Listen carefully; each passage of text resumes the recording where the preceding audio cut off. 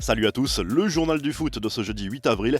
Le PSG en rêvait, le PSG l'a fait. Le club parisien est allé s'imposer 3-2 mercredi soir sur la pelouse du Bayern Munich en quart de finale aller de la Ligue des Champions. Les champions de France prennent une option sur la qualification pour les demi-finales, mais ce succès devrait être confirmé mardi prochain au Parc des Princes. Robert Lewandowski a confirmé son forfait pour le retour. Le PSG peut remercier ses stars et notamment le duo Neymar-Mbappé. 2 passes décisives pour le Brésilien, 2 buts pour le Français. Mbappé a été élu homme du match. À 22 ans, l'attaquant tricolore a déjà marqué chez les plus grands d'Europe. 27 buts à son actif déjà, dont 21 avec le PSG en Ligue des Champions.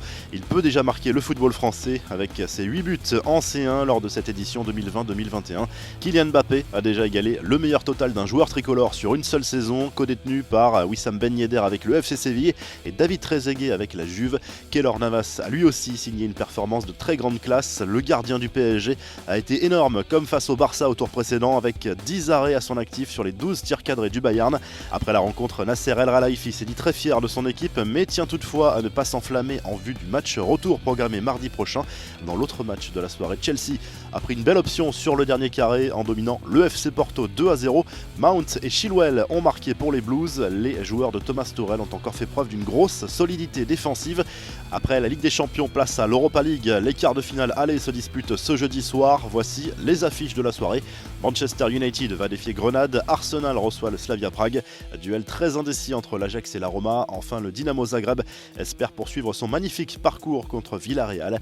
Les infos et rumeurs du mercato. Après le match à Munich, Leonardo a encore été interrogé sur l'avenir de Kylian Mbappé et Neymar sur Sky Sport Italia. Le directeur sportif parisien a promis du concret pour bientôt. Nous serions également heureux de parler de contrat, mais aujourd'hui, nous allons nous concentrer sur la compétition. Nous devrons voir les choses et nous arriverons bientôt à une situation plus concrète avec eux, a lâché le dirigeant du PSG.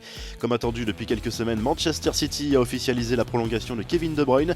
L'international belge rempile pour 2 saisons supplémentaires. Le meneur des Jeux de Citizens est désormais lié au club anglais jusqu'en juin 2025.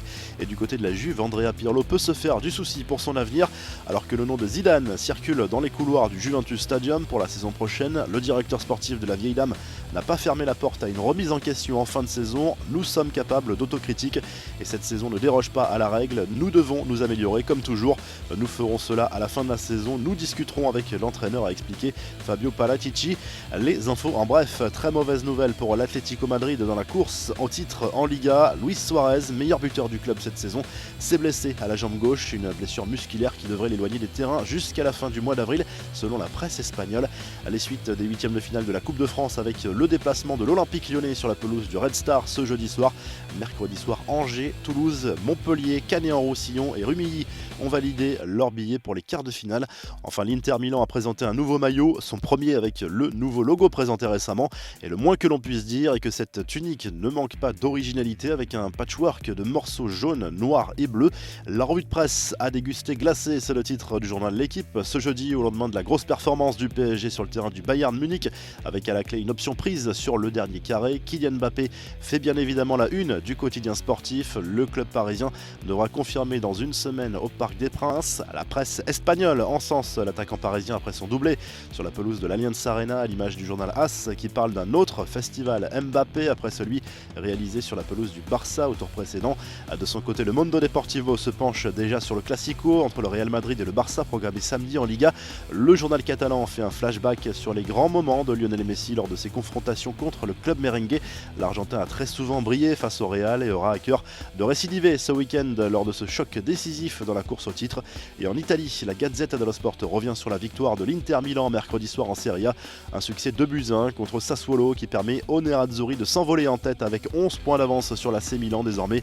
Le titre tend les bras à l'Inter. De son côté, la Juve a battu Naples et se donne de l'air dans la course à la Ligue des Champions. Si le journal du foot vous a plu, n'hésitez pas à liker la vidéo et à vous abonner. Et à très vite pour un nouveau journal du foot.